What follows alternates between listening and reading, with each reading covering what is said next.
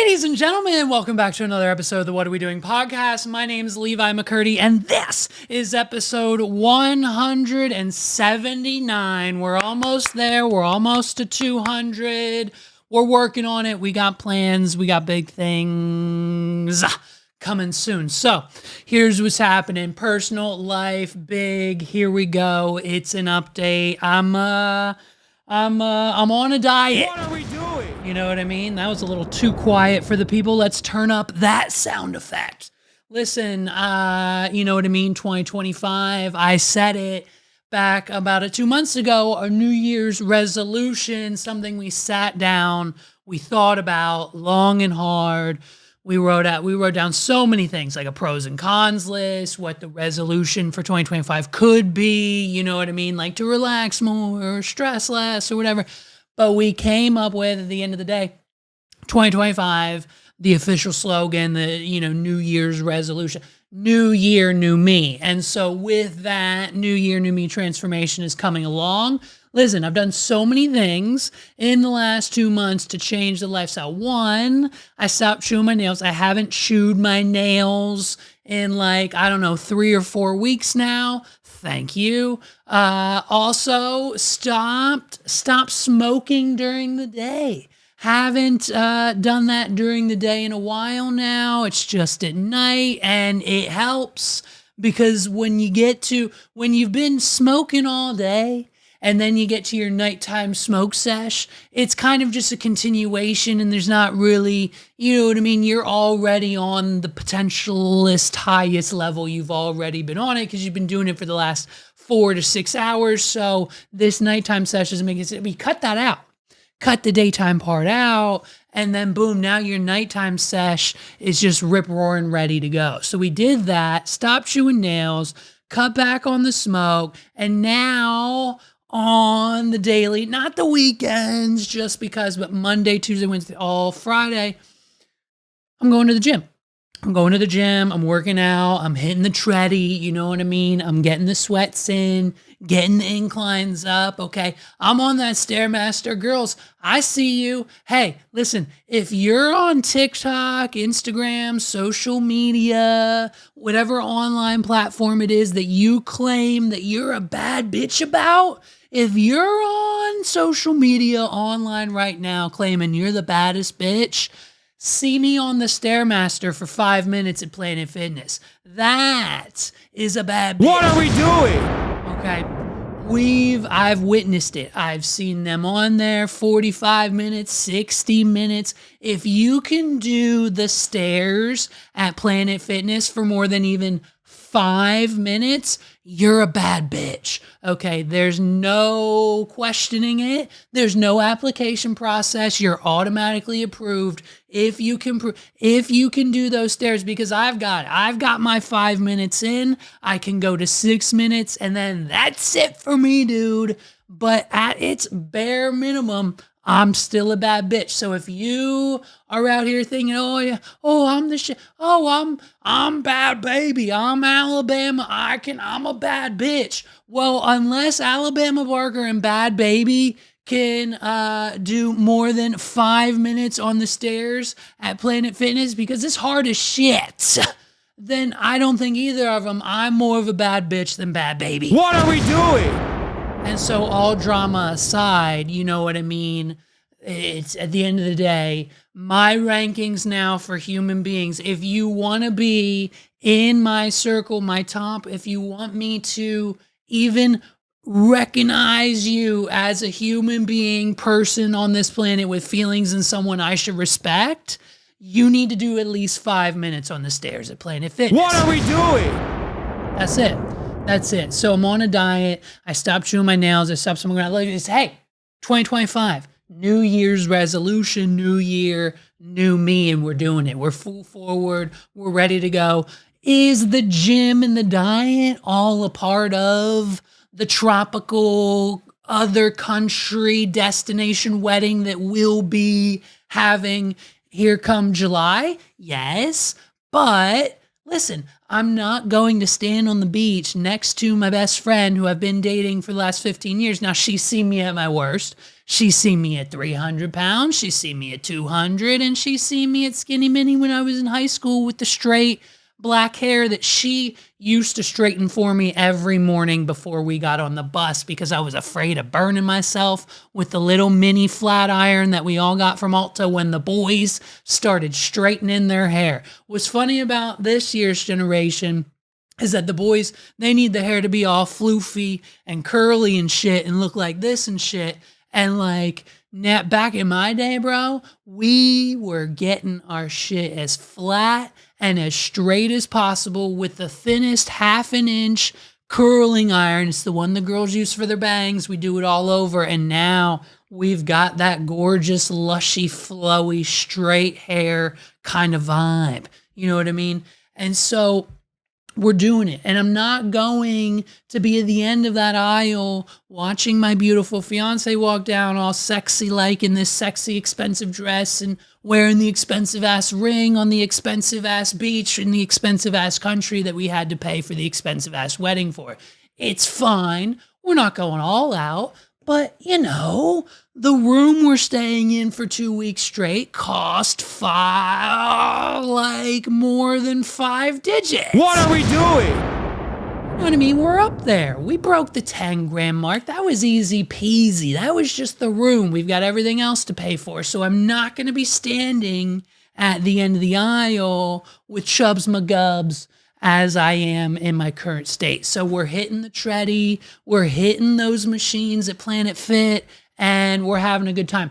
Did I set off the Lunk alarm just walking in the building the first time? Yes. What are we doing? But I had to explain to the guy around the counter, like as soon as I walked in that door ready to scan, as soon as I scanned my little QR code to check in, whoop, whoop, whoop, whoop, whoop, Lunk alarm goes off. As soon as I walk in the building, I'm already lunking. I had to explain to the guy, it's just how I look. Listen, I know it's not, you know, too common to already have sexy people walking into the building. I know kind of the clientele here, we're here to get sexy, not already be sexy. And so I understand why the Lunk alarm went off. I haven't even touched a piece of equipment yet. We got it worked out. It happened once more, day 2 that I went, but it's okay. Now that we're on like what? Day 9, day 10, 13, 14, I don't know how many days it's been since I go to the gym every morning. I've lost track of the number of days, but the Lunk alarm doesn't go off anymore. So that's cool. That's cool. Shout out to Planet Fitness Greg for helping us get that sorted out. I guess whenever I filled out my profile, my name must be on a list somewhere. This guy's not only kind of sort of doesn't really need to be here. He's sexy. He's confident. 3 red flags, F-Boy Island, you're out, Lunk alarm, whoop, whoop. What are we doing? So we're getting healthy, you know what I mean? We're getting healthy, we're smoking less, we're chewing our fingernails less, we're going to therapy, we got health insurance, we got the gym membership taken care of, we got the whole 9 yards. Listen, so we've been doing good, and shout out to everyone who supported the podcast thus far. Last week, we had presumably what was our biggest episode yet. Just the full-blown episode alone has upwards, I think, of 500 to 600 downloads. I understand that wasn't really in the stratosphere of the Joe Rogan numbers we were predicting the episode to do. But at the end of the day, our average episode gets a lot less than that. Plus, on top of the actual episode downloads, the streams from the episode, the clips, the YouTube, the Instagrams. I mean, the Instagram reels were popping, bro. We're talking what, 5,000 views for each one. So all in all, I think the calculation for the Joe Exotic episode, we're upwards of like 50,000 eyeballs. So shout out to you guys for sharing it. Shout out to Joe for calling in. Shout out to Joe for the episode. Shout out to Joe Exotic for being a real one. I am not even kidding you. I already have plans for 2 more episodes this year alone with Mr. Joe. And so he's basically my friend now. He instantly agreed. Ladies and gentlemen, when you have Joe Exotic instantly agree to officiate your wedding, it's game over for everybody else. What are we doing? Okay, all of these other podcasts that you might be seeing now, George Santos, and all of these other podcasts that have Joe Exotic as a guest. Hey, listen, yeah, cool, fine, whatever, you did it. You asked some very interesting questions. But at the end of the day, did Joe Exotic agree to officiate your wedding? Did Joe Exotic agree to become your best friend, George Santos? I don't think so.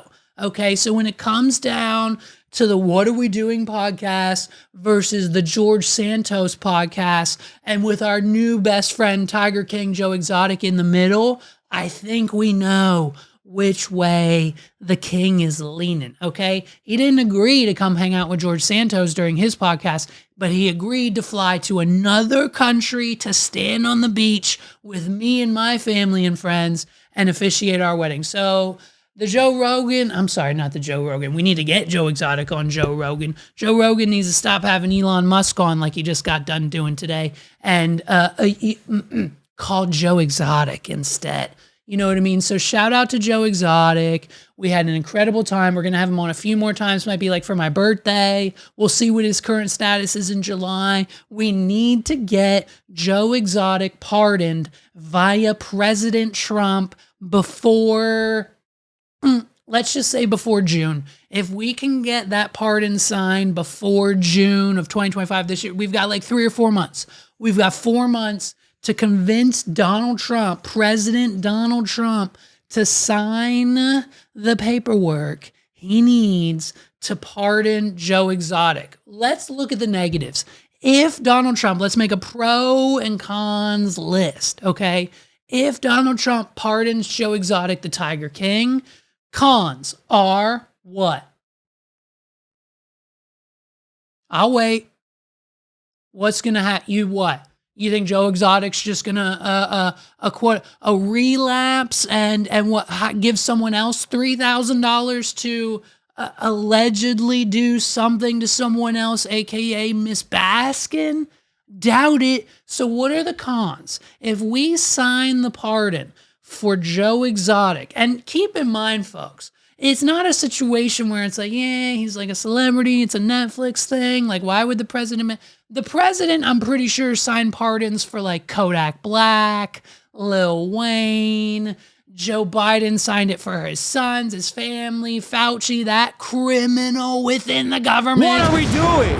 Like, there's plenty of reasons and plenty of people who didn't deserve pardons, aka probably some, if not most, of the violent criminals that were within the realms of acting on the Jan 6 riot of the United States Capitol building. But at the end of the day, the cons list for releasing Joe Exotic from federal prison are pretty much, I think, zero. Now, the pros list. Let's get to the pros of the pros and cons list of releasing Joe Exotic. Donald Trump signed the pardon now.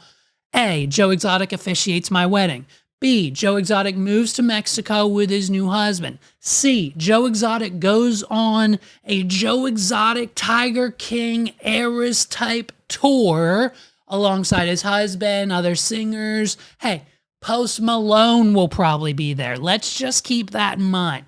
You're telling me right now, if Joe Exotic, the Tiger King, does not get pardoned by President Trump and out of jail, and then immediately goes on a country singing country music tour with his now new Spanish-speaking Mexican husband, George. Hello, who do you think's going to show up? Who do you think is going to be there? The number 2 people in country music right now. And if we're talking 3, we've got Post Malone, Jelly Roll, and I don't know, maybe Morgan Wallen. What are we doing? If Joe Exotic right now were to be released from prison, start his own Eras tour, and announce that he's got special guest appearances maybe in 1 or 2 cities with any of those people, and you know they'd show up. You know Post Malone and Jelly Roll are 2 very prominent country artists that will do anything to gain the power of social media into a positive presence that will most likely go viral. I guarantee you right now, get Joe Exotic out of prison so he can do 2 things. One, officiate my wedding. That's the most important thing. Okay, it's not about him testifying in front of Congress. That's important too. It's not about getting revenge on Carol Baskin. That's also very important. And it's not about the Tigers. Those are also very important, but they're unfortunately lower on the list than Joe Exotic standing on the beach in Tulum, Mexico with me, my best friend, my family, my son, a couple of my closest friends who could make it. And bada bing, bada boom, Joe Exotic looks me in the eyes and says, "You may now kiss your bride." That's what's important. What are we doing?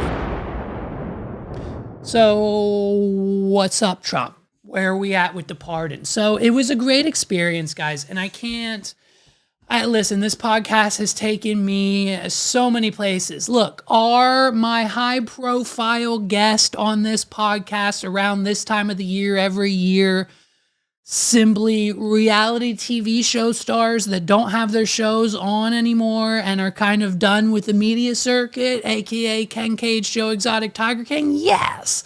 But at the end of the day, they have the stories, they have the intelligence, they have the where-all and be-all to sit here and tell me everything I need to know about them and the shows and how fun it was to repo airplanes and save the Tigers and fuck Carol Baskin, dude. What are we doing?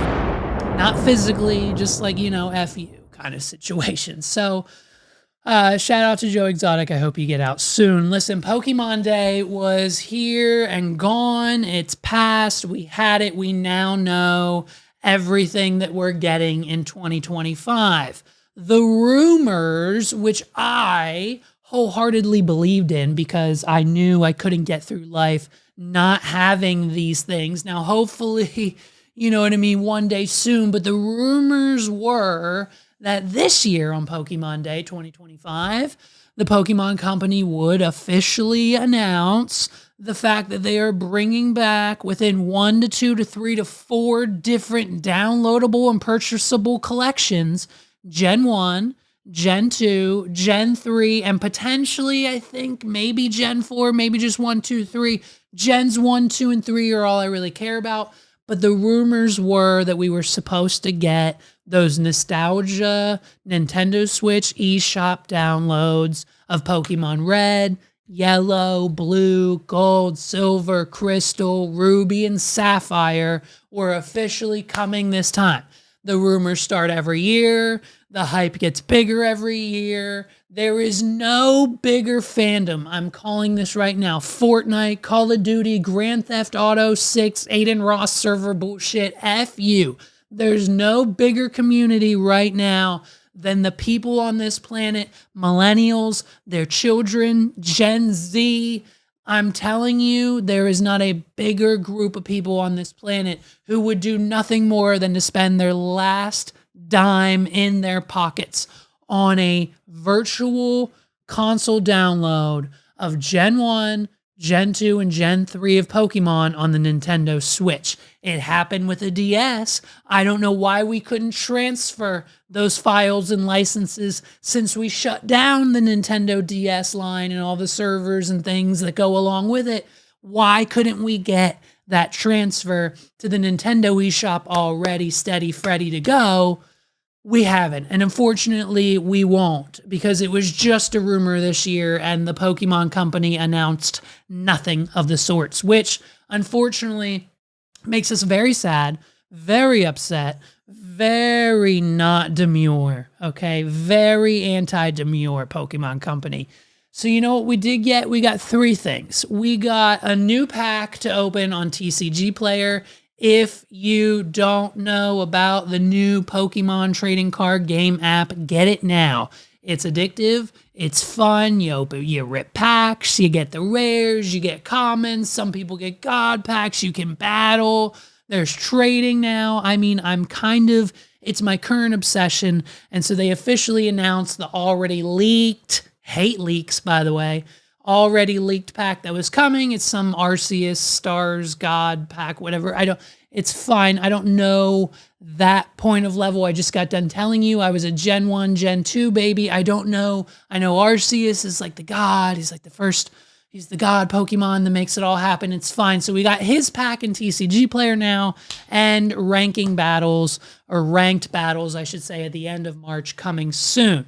That's coming. We also got another new game announcement. It's Pokemon Tournament, aka Pokemon Stadium 3, aka Pokemon Coliseum, aka it'll be a game for your mobile phone and your Nintendo Switch, and it'll essentially be you picking teams and battling against other people, much like we did in Pokemon Stadium and Pokemon Stadium 2 back on the Nintendo 64, and then of course Coliseum to come thereafter.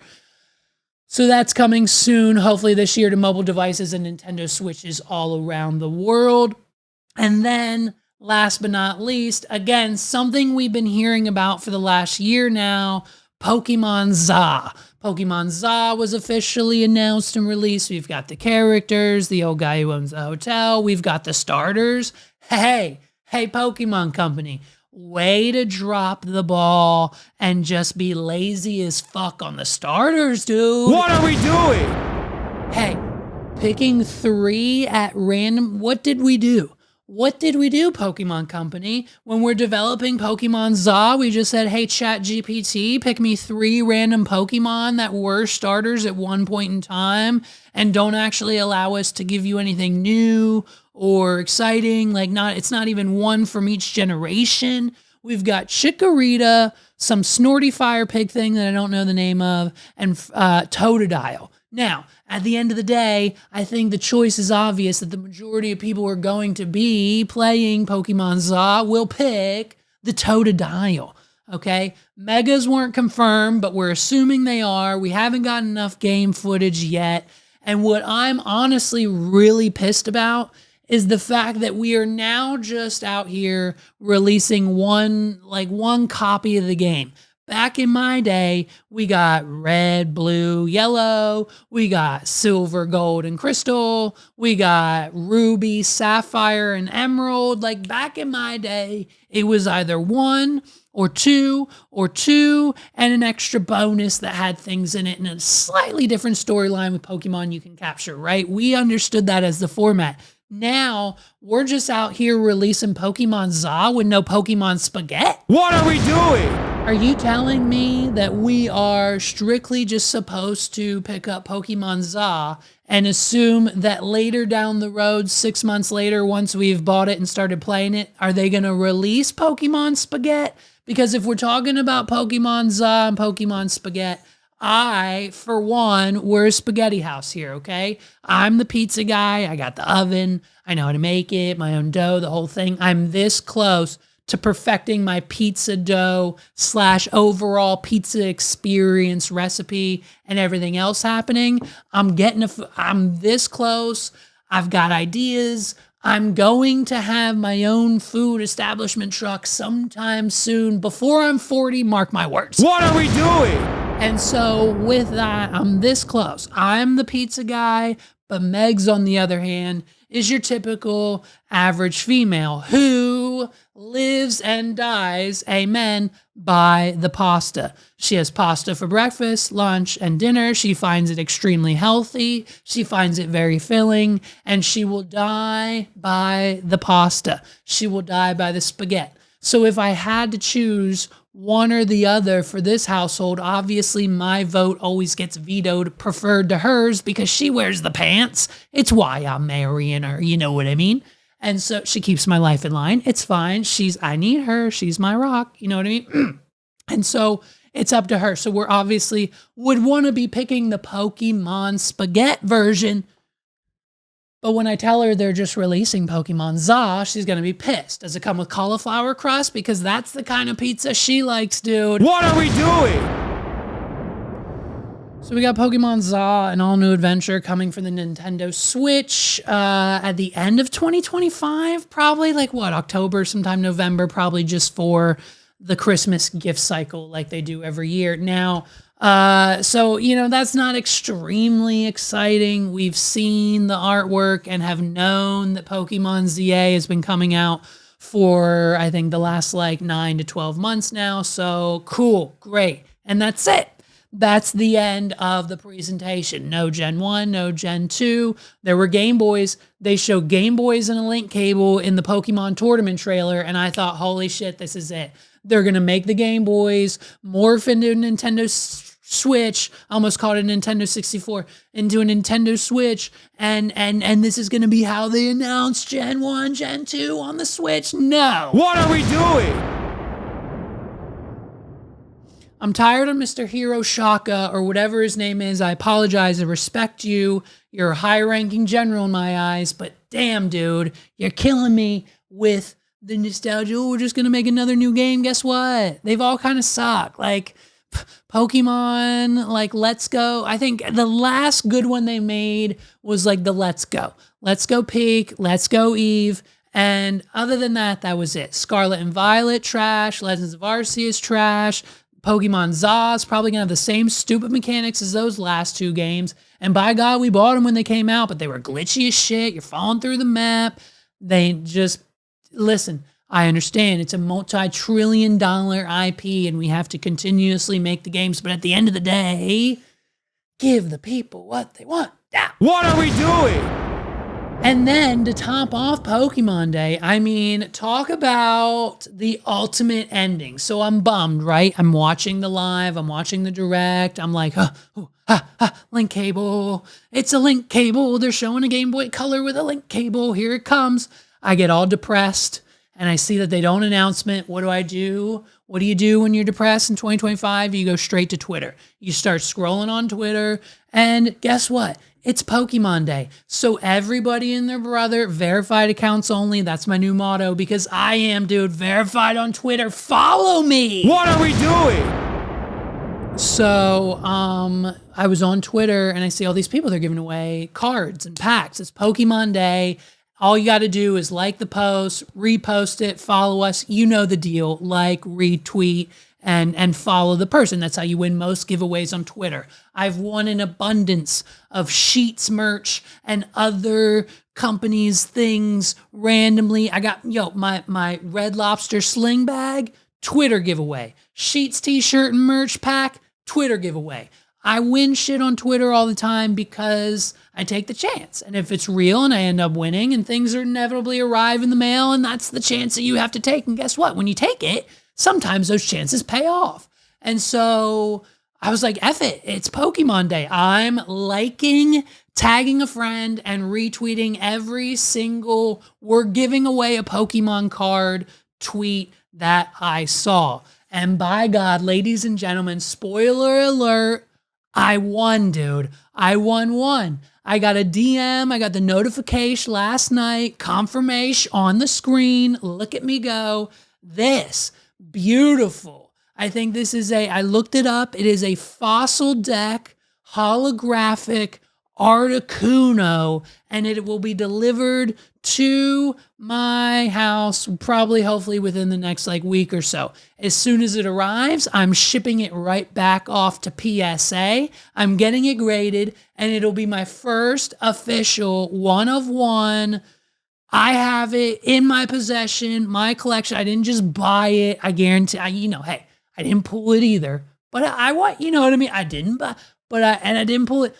But it'll be mine, and I'm so excited. I'm so effing excited. How exciting is that? What are we doing? So shout out to my guy. What's his name? Let me give his Twitter page a shout out because you've got to follow him. What is his Twitter account? Here it is, folks. Right here. Follow him. Region 151. Is that how you it's either Rain or Region? The English language, I never learned it. I'll be honest with you. This me speaking in English and being able to read it a little bit is just something AI taught me a few weeks ago. Region 151 on Twitter. His handle will be on the screen. Shout out to you, dude. Thank you so much. And I am ecstatic. I'm over the moon. I'm over top of myself. I'm filled with joy and positivity and just emotions that I never thought I'd feel before. This Articuno is on its way home to me.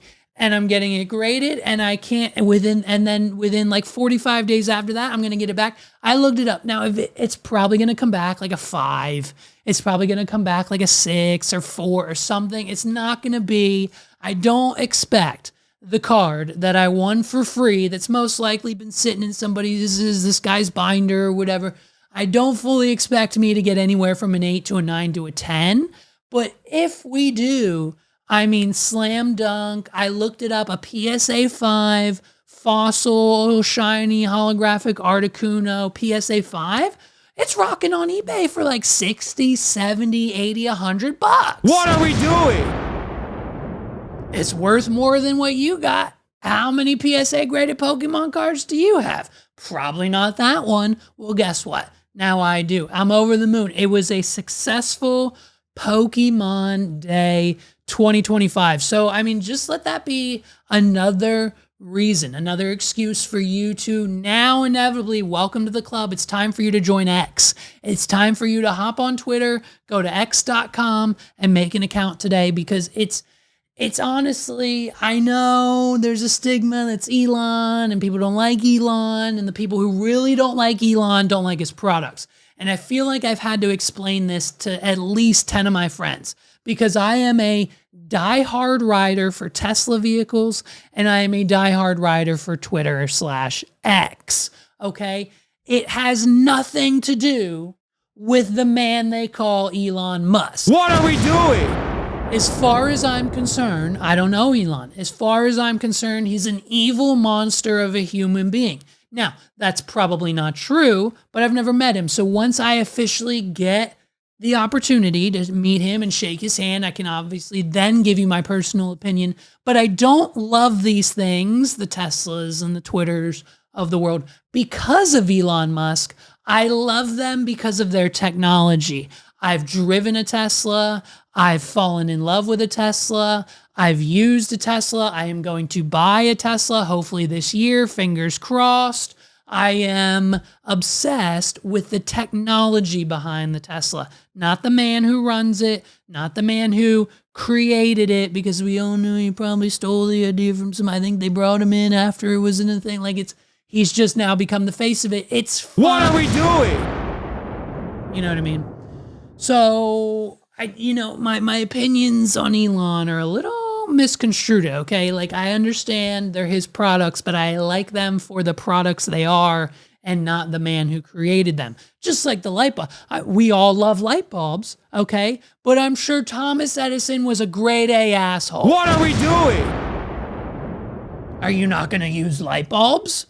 If you find out tomorrow that Thomas Edison was an asshole, he essayed a bunch of women, he hit his wife, he batted her around, he had no friends, he didn't want anything to do with his family, he shut them all off, and he became this cold, evil, really just kind of wretched of a person while trying to invent and create the light bulb. What would you do? Take all the light bulbs out of your house? What are we doing? Is all I'm saying. I like the Teslas for what they are and the technology. I'm a nerd. I like the technology. I like how they drive. I like the interface. I like the self-driving aspect. And I honestly wholeheartedly believe, and I'll die on this, that they're the best electric vehicle out there. Yes, I'm sure Volvo and Cadillac and VW and all the other Honda and all the other Toyota electric, all electric Prius, hybrid, whatever the fuck, they're great too. But when it comes down to it, there are two factors at play. One, Tesla has the data and technology backed for their electric vehicles to actually do the self-driving shit. None of the other places do. Do you think Toyota, you can just hit a button and your Prius will drive itself? Based on what? What are we doing? Based on what data and experience? Tesla has been collecting videos and data and everything they need for this self-driving program for the last 10 plus years.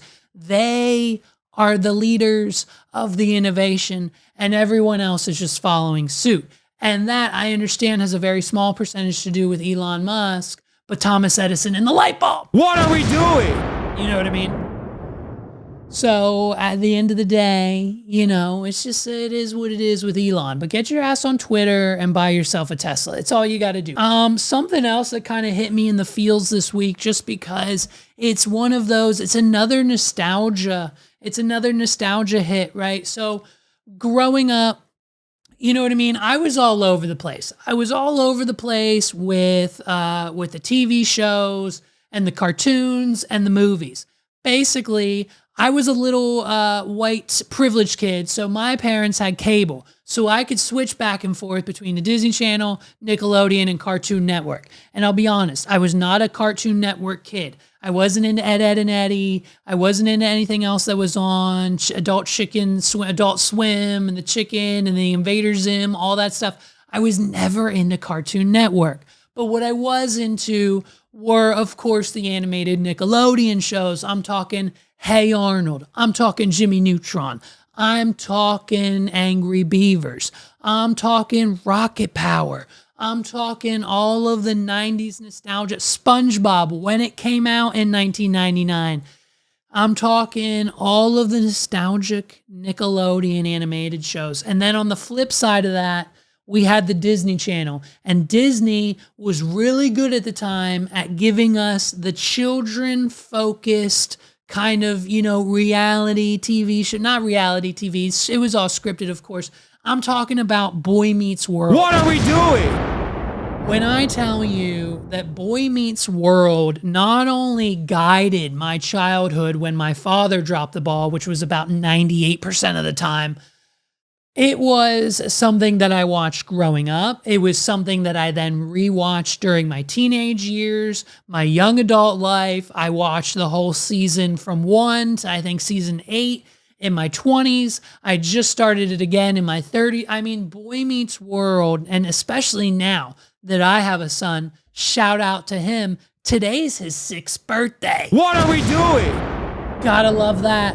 The kid's fully grown. He's having full-blown conversations with us. He talks in a manner. Listen, it's bad enough when that your child turns 6 years old and he has an attitude. What are we doing? The boy has an attitude, so much so that the conversations that me and my son have now, I never would have fathomed. 2-3 years ago, I would have never fathomed my son would be saying things to me like, Dad, you're a disappointment. Dad, I hate you.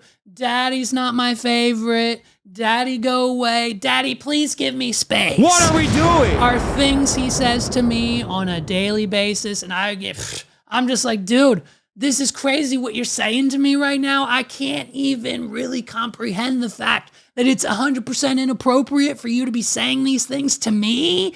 To the point where I can't react. I can't punish him because he's 6 years old and he's using his language very properly. What are we doing? And so that's just where we're at now. Little 6-year-old. I love him. He's my best friend on most days when he allows me to be. But at the end of the day, you know what I mean? We'll do anything for the kids. So shout out to him. And when I was his age, I was watching Boy Meets World, okay? I'd fall asleep to the Titanic every night. But during the day, my parents let me watch Boy Meets World. That's how you know I grew up not only privileged until the divorce, bankruptcy, we got to get the car repoed. No one wanted to buy the house, so mom and dad struggled to get through the whole divorce financially to the point where my father was in an apartment with no furniture, one TV, a VCR, and one VHS, and that was it. He had us at the movie theaters, out of the house, Wendy's, any chance he could get because he was fucking embarrassed. And also there was nothing to do in his apartment. And then mom moved to the shitty parts of Maple Street in Manchester. And it was a bad time for everyone financially there for a little bit. But at the end of the day, okay, Boy Meets World is what got us through.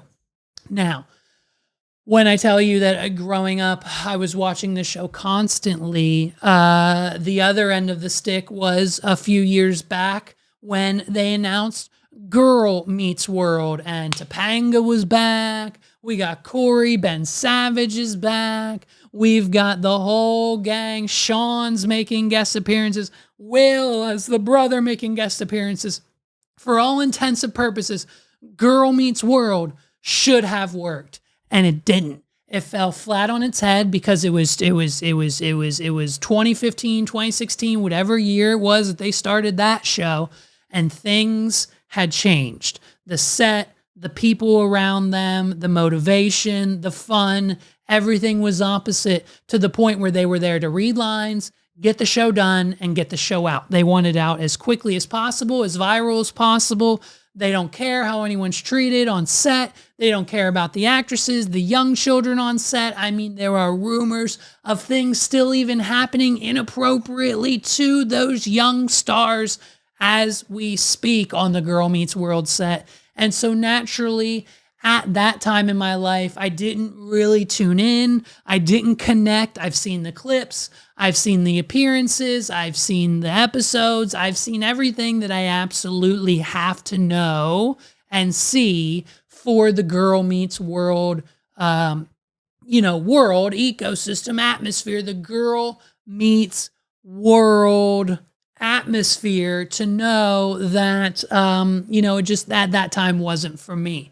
And so now with all of that, of course, then comes the next chapter of Boy Meets World in our lives, and that's the podcast, Pod Meets World. And we've got none other than Ryder Strong, Danielle Fishel, and Will Friedle, a.k.a. Sean Hunter, Topanga Lawrence, and what's his name? Eric Matthews. Jesus Christ. It's been, Eric Matthews. They're all there, the three of them, and they've been running through them. They've been running through the episodes like every single nostalgic podcast that everyone else has started creating. Oh, by the way, ADHD interlude, here it comes.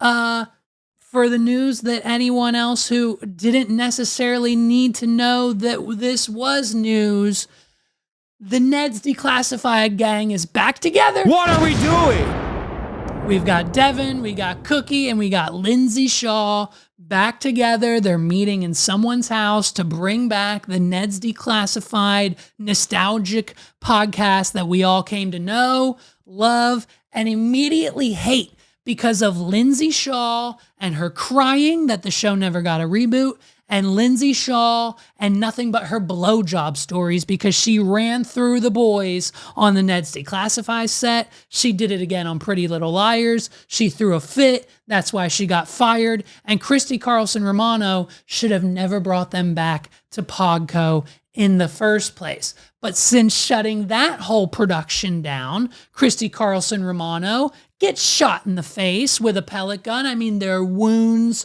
on her face. She's very lucky to be alive. Our thoughts and prayers go out to Christy Carlson Romano from getting shot in the face. You heard that right. She was shooting clay birds and pigeons with her husband for a birthday party retreat or something out in the cabins, out in the woods, and someone from the other crew turned her way, popped it, and shot her point blank in the face. She's alive. She's well. She's speaking. Everything's okay. You can look it up. You can see what she has to say. But at the end of the day, she shouldn't have brought back the Ned's Declassified. But guess what? They're coming back together. And it's just going to be more of Lindsay complaining, why didn't we get a reboot? Wizards of Waverly Place got a reboot and Nets can't even get a shitty Nickelodeon movie? What are we doing? Because no one gives a shit, Lindsay Shaw. You have to take the hint.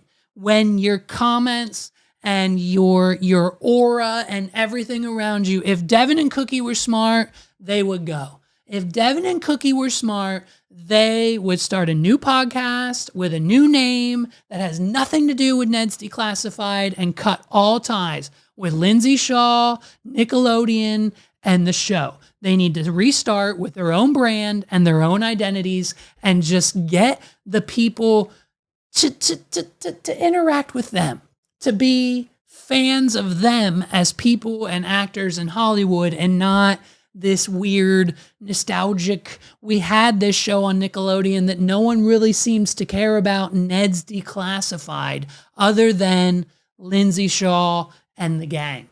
So, small ADHD tangent, that podcast is coming back. Be on the lookout. I'm sure first episode's coming anytime now. So we'll be right back here next week, hopefully talking about the Lindsay Shaw reboot of the rebooted of the reboot podcast, aka Ned's Depod Classified or something, whatever the fuck they called it. And so in walks Boy Meets World, in walks Pod Meets World. It comes with its own drama.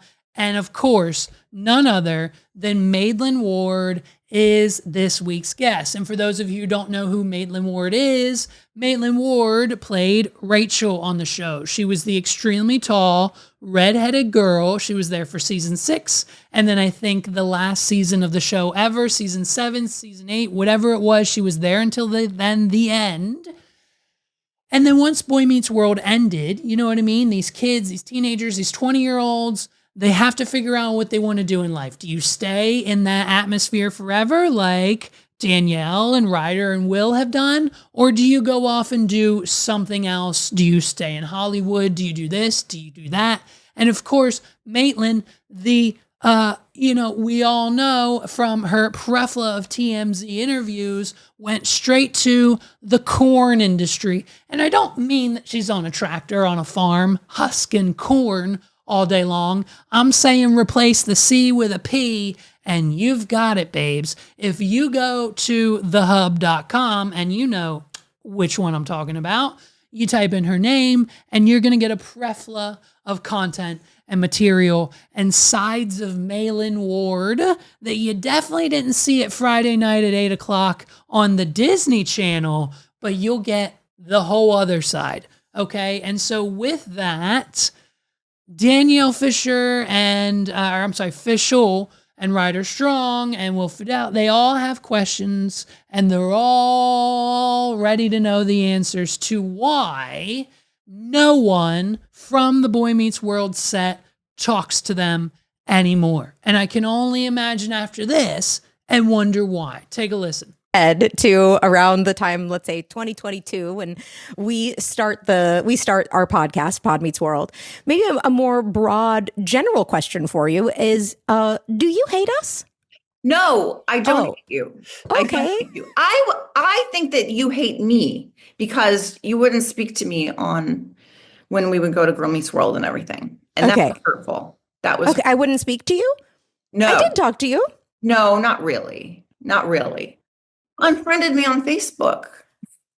I did not unfriend you on Facebook. I don't know. I truly don't know how that happened. And when you went public and said that you had sent me a message, I did send you on Facebook around the time that I got married the first time in 2013. Yes. You sent it to Will. You told Will, I sent Danielle this message. Yes. She didn't respond to me.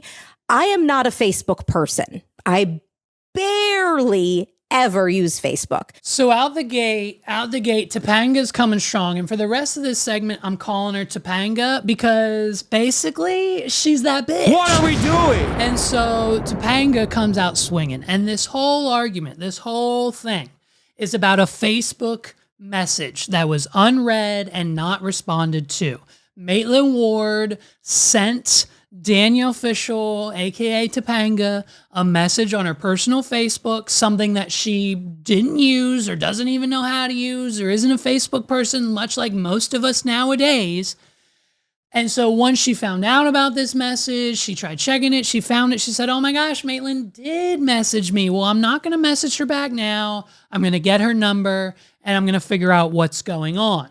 And from there, it spiraled because we now have a she said, she said. And when you have two she's and a she said, she said, you get seashells by the seashore. What are we doing?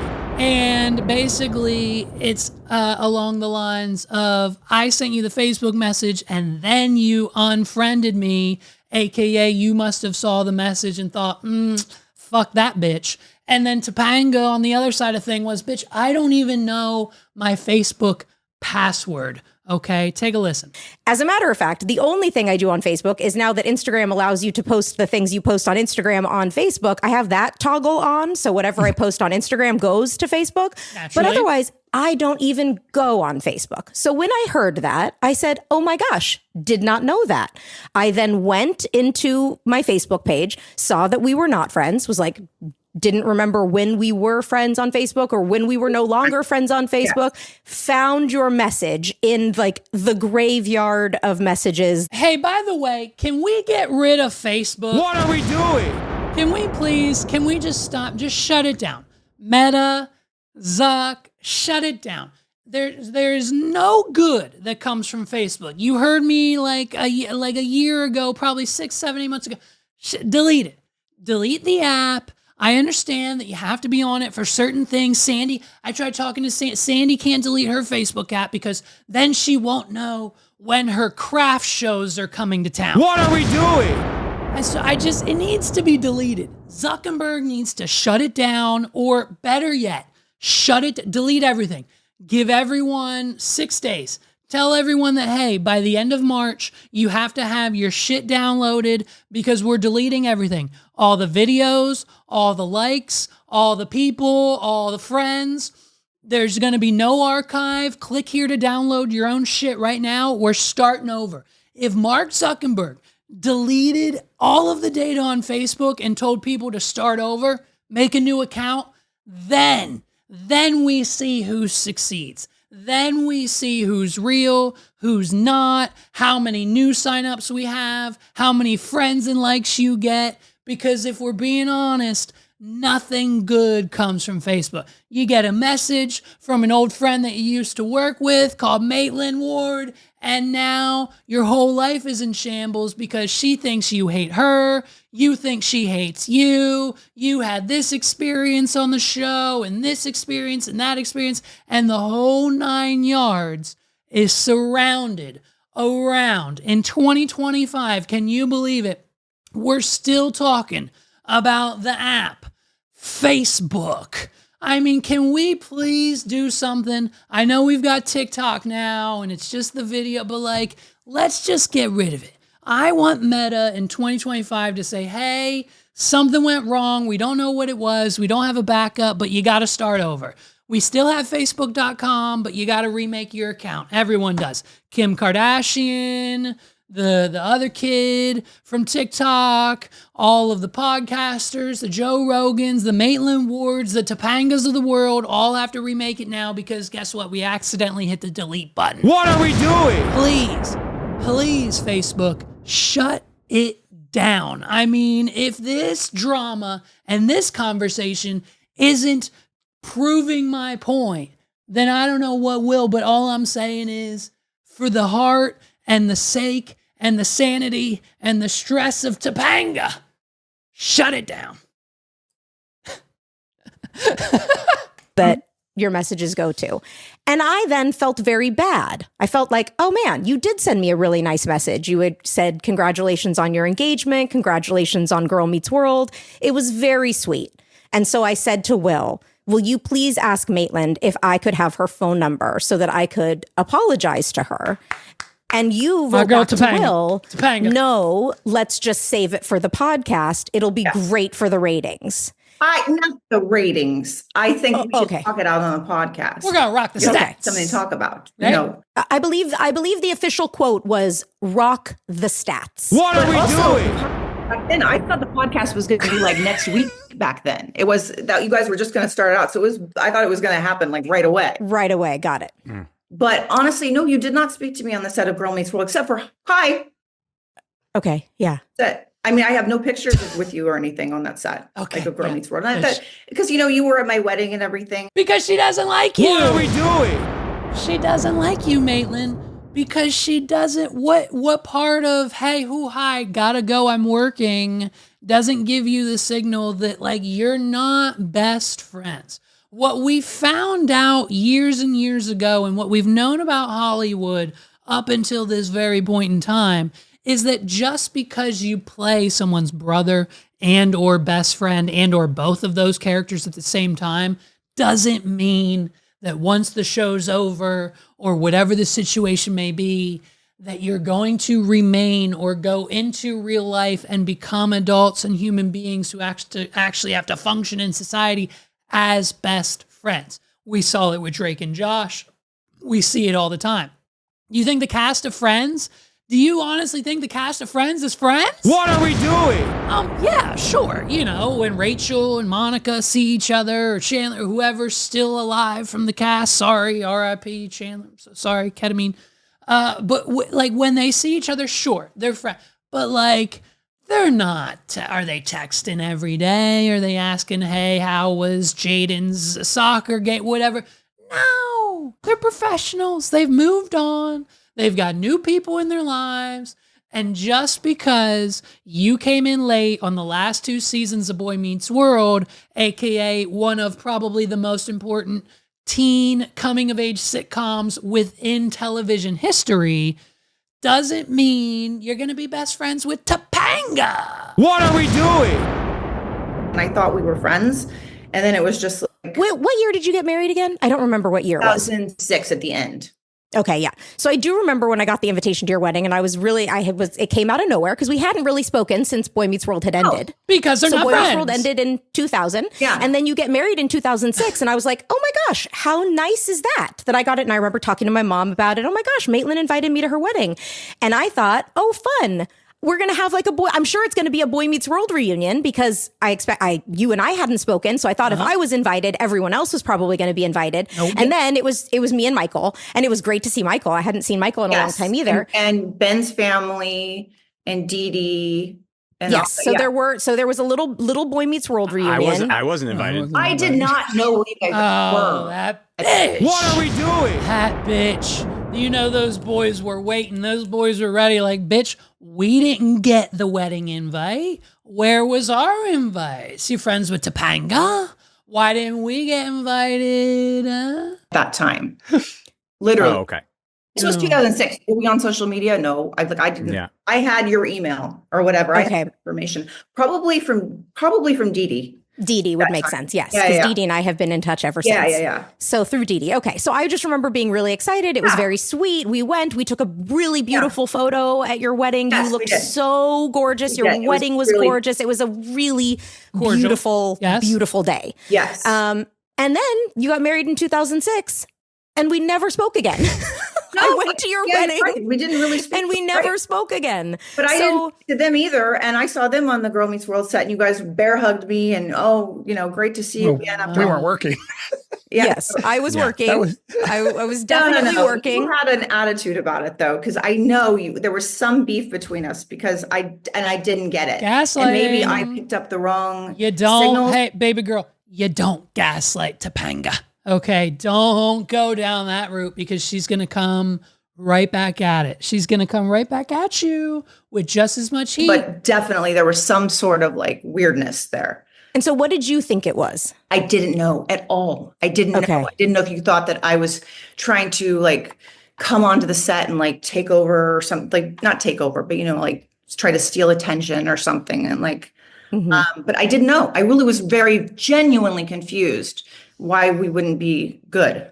Mm-hmm. I don't feel as though I was not good with you, but I definitely didn't have a relationship with you that was like, oh my gosh, my long lost friend, Maitland. But I was working. It was a very, very difficult set.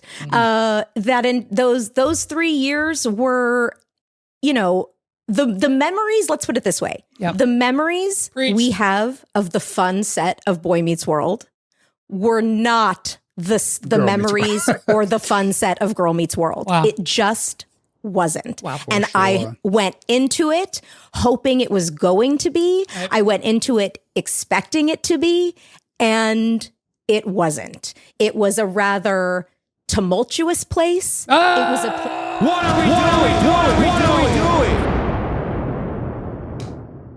We love the word tumultuous on this podcast.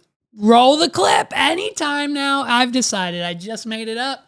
Brand new 2025, new year, new me. As soon as I'm not going to use it, that's part of the game. The new game is I'm not allowed to use the word tumultuous, but every single time someone else does, whether it be a guest or a clip or Topanga, we're going to immediately stop what we're doing and we're going to cut to the clip. All right, ready? Here, wait, let's back up one more second. Let's go back like 3 seconds. Ready? And it wasn't. It was a rather tumultuous Are you here? I've had a tumultuous 3 years that has led to place. It was a place I felt very ostracized. I felt very criticized. Yep. I felt a lot of different things being on that set. Rightfully so, not, by the way. that was not the set of Danielle being carefree and running around shaking hands and kissing babies. So I am sorry that you thought I had something personally against you. Listen, I mean, you didn't like the fact that I was getting a lot of attention at that time and going off in my own space and taking away like that attention. I was on the cover of Maxim in 2014. Yes! What are we doing? Yes! My bitch! Topanga! What are we doing? Topanga! What are we doing? I was on the cover of Maxim, bitch. She said, this bitch, Maitland Ward, tried to come at our girl, Topanga. And she literally shot back with, bitch, I'm Topanga, okay? It's What are we Topanga, dude, okay? And for you, Maitland Ward, to have the delusion in your head that you think that while she was on the set of Girl Meets World, that she didn't speak to you because she was directly jealous of the attention you were getting as a corn star, that bitch, Topanga! What are we doing? Bro, don't fuck with Topanga. I was on the cover of Maxim, sweetheart. Pull the pictures up. Put the pictures of our girl Topanga. You can't. You're not effing with Topanga. Hey, she's too good for that. You'll never find Topanga on a video. You never find Topanga with an OnlyFans. And you certainly won't ever find Topanga spilling her guts to TMZ just to get 10% more on your account this week. What are we doing? Okay, Topanga is not only an adjective now, a verb, a person, she is the alpha omega. It's Topanga. What are we doing? And you're out here like, listen, I can't help that you were just jealous about all the attention I was getting for putting my pussy on the internet. And she snaps back and says, bitch, I was on Maxim. Applaud you for that. But I wasn't in any way I mean, bro, she was on being Maxim. Carefree and running around shaking hands and kissing babies. So I am sorry that you thought I had something personally against you. Listen, I mean, you didn't like the fact that I was getting a lot of attention at that time and going off in my own space. Get her. And taking away that attention. Go. I was on the cover of Maxim. What are we doing? I definitely applaud you for that. But I wasn't in any way upset. I didn't think you were. It was two totally different spaces. I didn't know why you were upset. That's what I mean. I didn't know why you were. That's only what I get. But you just told me right now why I was upset. You were saying before you didn't know why I was upset, for sure. No, I but never. Just now, you just said that's what I thought. Maybe that's what you guessed then. Back then. Is what you're saying. Yes. Back then I was thinking maybe that's it. Maybe she's back then. Not like I'm like got it. I thought you were saying that now, that's what it was. And I was like, okay. Got it. I'm totally understand. That was what you right. Is she mad at that? Is she, Got it. And that absolutely, in every experience we have had on this show where people have finally talked about things that have never been talked about in the 20 or 30 years since they've happened, or 10 or 20 years since they've happened. When it then comes up, every single time there's a reveal, which is like, oh, you know what? I made this a personal thing. I thought it was about this. And we go, oh, and here's what was going on for you and different. And both journeys in that. So shortly thereafter. Or Michael. Or like you guys have So, I mean, so that basically at the end of the day, Topanga put this bitch in her place. Okay. Maitland Ward, she then continues on to say Topanga calls her out one more time. She calls her out because every time the podcast has a viral moment, somehow, some way, TMZ catches up with Maitland Ward, and she not only has something to say about the podcast and the Boy Meets World set and the whole crew, but she also just then takes that opportunity to boost her own personal brand. And so naturally, after this whole thing went viral, what do you think Maitland Ward did? What are we doing? She ran straight to TMZ, and now she's got a whole breakdown of the argument on a TMZ clip. And so the only other interesting thing that we really got from this viral moment was the fact that Will, who played Eric Matthews in the show, basically kind of also just reconfirmed what we already have known. We knew about 10 plus years ago. Ben Savage, aka Corey, aka the main character of Boy Meets World, he decided a long time ago that he was not only going to distance himself from that show, but B, I'm pretty sure start some form of political career. So with Ben taking on that new kind of, I don't know what he was trying to be, mayor or governor or some whatever, I don't know. But he got it in his head that he wanted to get into coffee. He got it into his head that he wanted to get into politics. So naturally, what do? You can't have anyone looking at your past. You can't have anyone thinking that you're associated with these negative entities. And so boom, hard, cut off, shot, done, dead. The relationship he had with the Boy Meets World cast no longer exists. He built a wall and no one is to get through it. And we now know and confirmed from Will how that happened and how quick it was, because just like my father did, I mean, hey, are you sitting the pattern here? Do you understand the connection now that I have with Boy Meets World? It goes beyond the show, because just like Ben Savage did to all of his friends and family from Boy Meets World and presumably everyone else in his life from that point on, he woke up one day and decided that he no longer wanted to be in their lives with no explanation, no message, no text, no phone call, no nothing. You're cut off. No more Ben Savage for you. No more father for me. I'm out. That's it. We're done.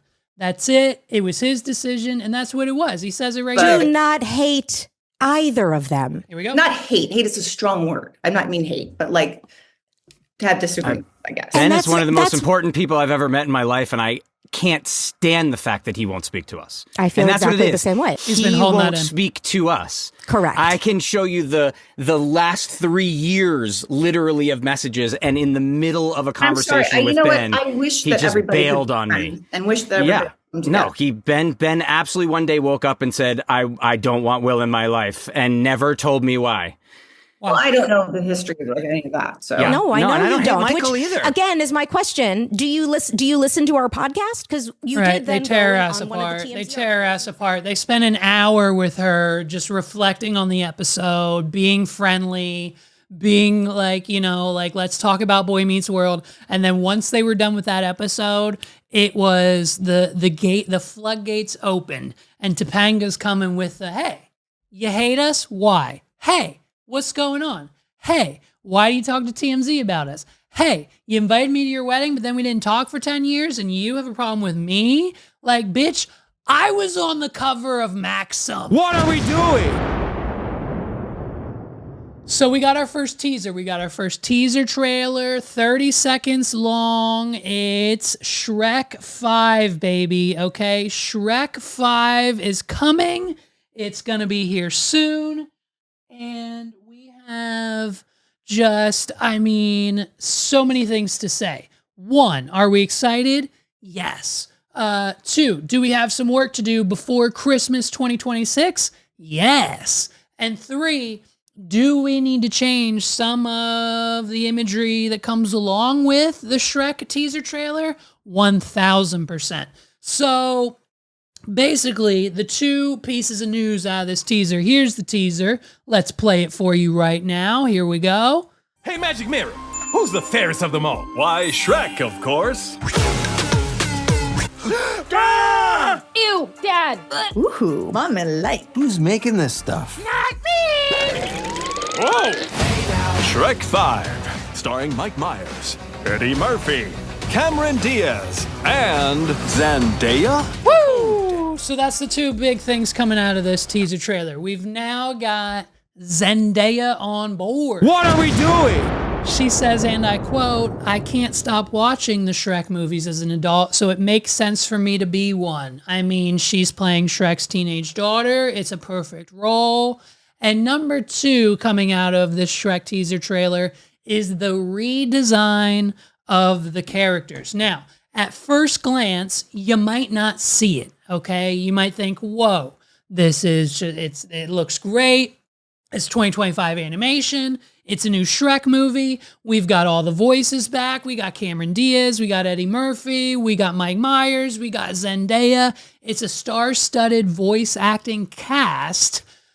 But at the same time, let's take a look at what these characters look like between now, this trailer, and what they looked like last time we saw them on the screen. Now, for those of you who were like me and Megs, we have to admit, we have to go back. We have to go back and watch all of the Shrek movies because we've only seen Shrek 1 and pretty much all of Shrek 2. When it comes to Shrek 3, Shrek 4, I think there was like a 1 or 2 Puss in Boots movies. There was a Christmas special. There's so many. For those of you who don't know, there's a whole Shrek universe, okay, that we haven't even all fully delved into. So before this comes out, they're giving us plenty of time. We have like a year and a half to do it, but we're going to fully consume all of the Shrek movies and shows and spin-offs and things that we need to consume to get us to this point. Because this is my Shrek. The top image is what I remember, and the bottom is what we are getting next year. So as you can see, there's a big difference. Exhibit B is this picture, okay? Here's Fiona. Fiona looks... You know what I mean? Like I think what they tried to do is they tried to make the characters look a little older. I think the last Shrek movie we got was like 2010, 2011 time, maybe somewhere around there. So it's been quite some time since we've seen these characters. So they are a little older, like the teenagers Zendaya now, right? So maybe that's what they were going for. But what I think they just kind of misjudged is that we loved and became obsessed with Shrek in a certain manner or fashion. And when he used to look like this and now he looks like that, well, you can see where we're a little concerned. The biggest culprit of the redesign and the worst of it all is my man Donkey, okay? He's got the thinning hair. He's got a weird face. He's got these like sunken in eyes. They need, hey, guys, who made the movie? Hey, guys, change it. What are we doing? We need to bully them. I need everyone on Twitter. I need everyone on the internet. I need everyone who has seen this trailer to bully, tweet at, post at, comment on, make the developers of this movie hear you. We need DreamWorks Studios to hear our roar, okay? I'm talking Katy Perry. They're gonna hear us, babe. We need to be loud about this. We got Sonic the Hedgehog changed instantly. What are we doing? As soon as that Sonic the Hedgehog teaser trailer came out, like years and years and years and years ago, we all came together. We all had one collective opinion, and we said, hey guys, change it. And now that Shrek 5 trailer is here, we're screaming again from the top of Mount Everest. It's cold as shit up here, but if you can hear me, change it. What are we doing? Because this, compared to this, is not good. It's not good for anybody. It's not good for the kids. You can do better, and you should do better. So let's get the animation team reworking. This is why we release simple little trailers like this. We get the hype around it and we find out what's working and what's not. And then we pivot because we've got until December 2026 to fix this issue. Okay. Just look at the before and after pictures, and you'll be right there on the train with me, and we're not getting off at the swamp if Shrek and Donkey especially look like this. So DreamWorks Studios, Universal, whoever has this movie, I don't even know, Shrek 5, hey, before it comes out, you have a year and a half, change it. And then I think we'll all kind of be happy with it, because it's Shrek, and whatever happens, we can't really, everything, who knows what the lore is going to be. Some other fairy tale creature is going to come along, pretend to solve a problem. Everything goes ass backwards. They've got to do what they can do to get it back to the way it was, and then learn their lesson, and then inevitably live happily ever after. What are we doing? Ladies and gentlemen, this has been another episode of the What Are We Doing podcast. Thank you so much for listening to me this week. Make sure you like and subscribe to this channel and everywhere else we are online. And while you're at it, spend 30 more seconds to follow the 280 Plus podcast. Just talked to Carlos last week. I'll be on it soon. So if you're tired of just seeing him talk to himself for an hour straight every week, have no fear. I'm swooping in, and I'm going to be the guest of the week, okay? It's time. I'm ready to go back. I've got plenty of things that we're going to talk about. I haven't told him the topics yet, but we're going to make it happen, because that's what Los and I do. This will be the first time that Carlos and I are together podcasting this year. He's probably going to come on my show. We've got a show to do together in Mexico in July. We've got shows to do together throughout the year. Recap and Records coming back hopefully this year, thanks to HBO. So we've got a lot of stuff coming down the pipeline. So if you are not already subscribed to this channel, this podcast, you're going to need to go check out my boy, my friend, my best friend, Los, over at the 280 Plus podcast. Homeboy's not even on Twitter really that much anymore, but we still call it 280 Plus. I'm just joking. I'll see you guys next week. Peace out, everybody. What are we doing?